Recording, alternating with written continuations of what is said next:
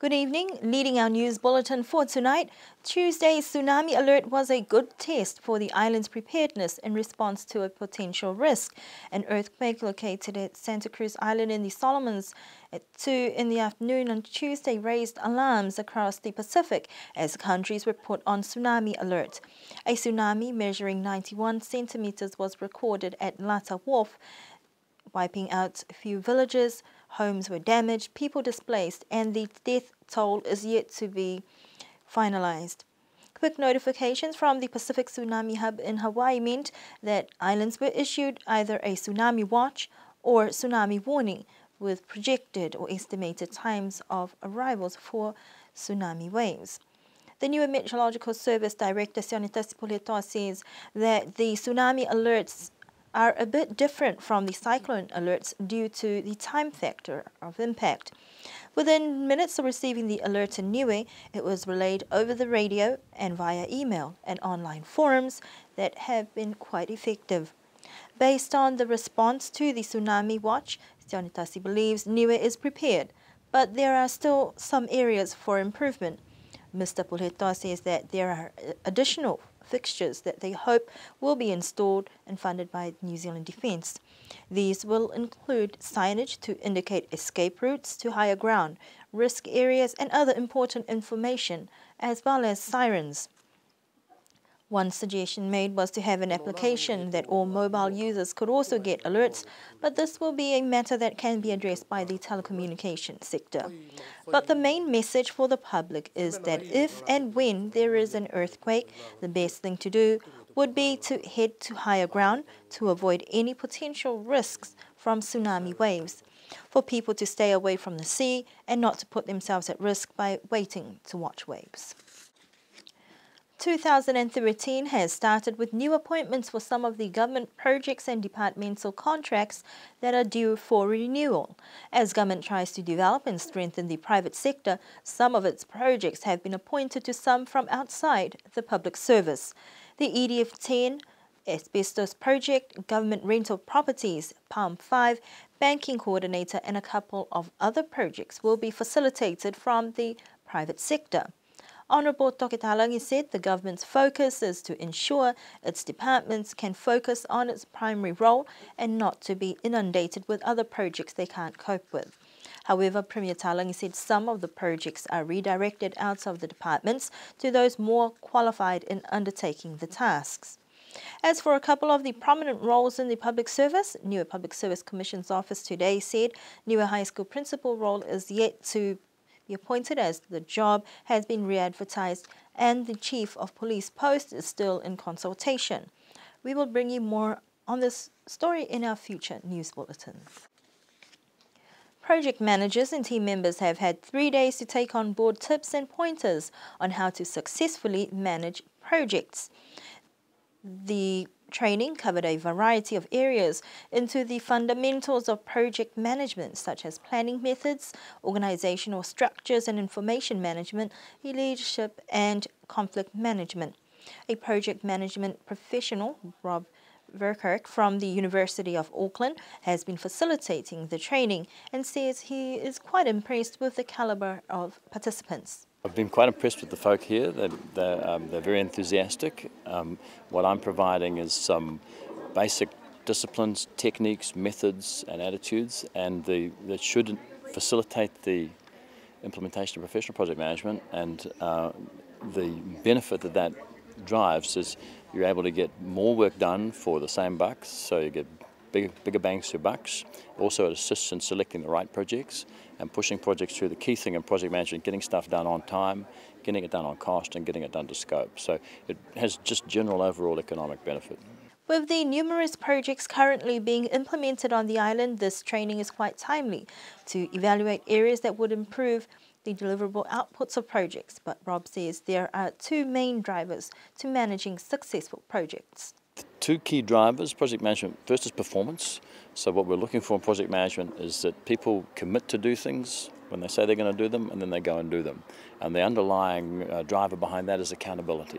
So we're looking with project management. We have some techniques, we have some tools and methods, but the primary thing is behavioural, that people, when they commit to do something, they do it.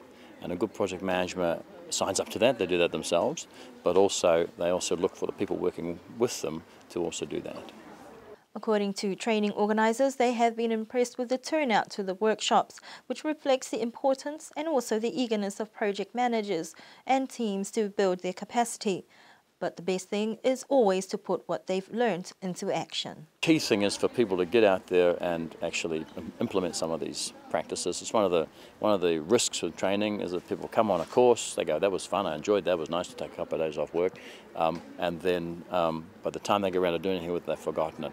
The key here is going to be that people pick this stuff up, put it into practice, and start using it. The workshop concluded today and was organised on the request of the Niue government. A consultation to gauge the possible establishment of a mediation office in Niue took place this week with the Deputy District Registrar from the Federal Courts of Australia.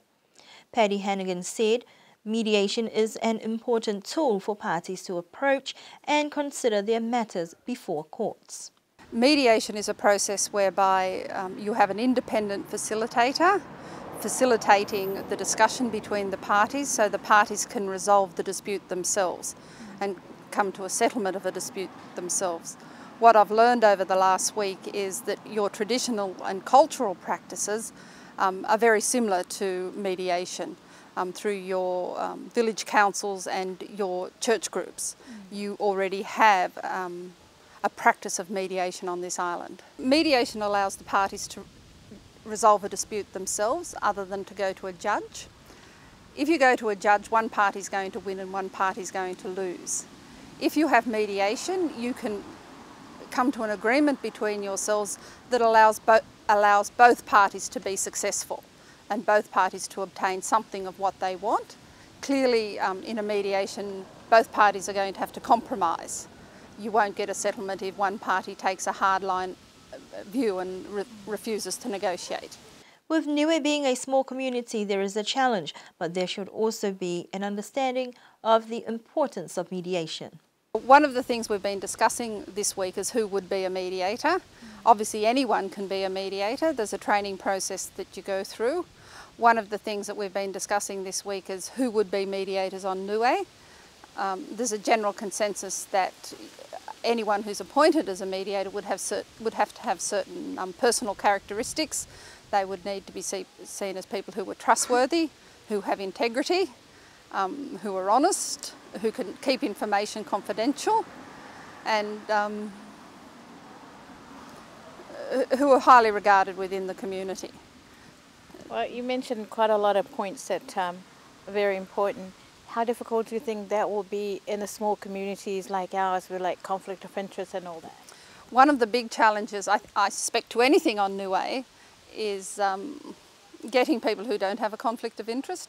But I also think that if this is seen as a professional process where people are trained, that conflict of interest should not be that important. Obviously, the important thing is going to be that these people are professional and trustworthy, and people are going to be able to put aside any personal interest they have in a matter to properly mediate between the parties.